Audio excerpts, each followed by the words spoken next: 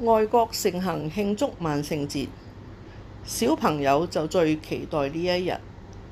各家住戶都會準備定各式各樣嘅糖果同甜甜圈俾到來嘅小朋友。雖然彼此間係唔認識，但每個戶主都好熱情好客，而且非常闊綽，係一大把咁俾。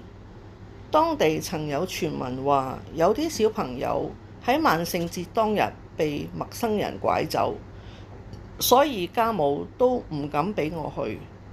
後嚟佢啲同事啲仔女話會去，有10幾個人，家母先至放心俾我參加。因為係第一次，所以非常怕醜，又覺得唔好意思問人拎糖，於是排到最後。我係當中年紀最細嗰個，又生得矮小。前排嗰啲小朋友大大聲講 trick or treat， 就有好多糖入落我哋自備嘅膠袋度。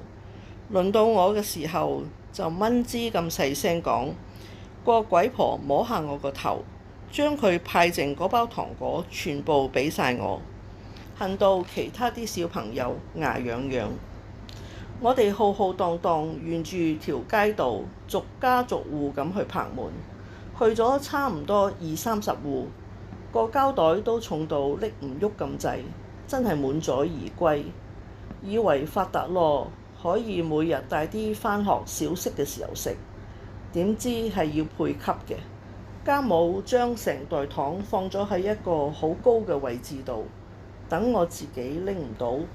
每次問佢攞，佢都話食糖會咳，唔肯俾。可能要嗌佢5-6次先至好唔情願咁拎一粒出嚟，不過都唔好開心住。跟住佢又會話粒糖硬，驚啃親；粒糖大又唔好一次過食晒。於是佢就會將粒糖放咗喺佢自己嘅嘴裏，係咁搣，然後咬碎，再分啲俾我食。真係見到都倒胃唔想食，正中佢下懷咯，真係陰濕到死。有得睇住一大袋糖，又冇得食，對一個小朋友嚟講，比藤條炆豬肉更難受啊！唔知點解老一派嗰啲家長個教法都係大同小異，同現今新一代難免起衝突。我時刻都提醒自己要與時代並進，思想唔可以 out， 誓要返老還童，做周伯通2.0。所以我個仔比我幸福好多，唔係自己賺自己，思想又開通，樣樣有商有量。你話去邊度揾啊？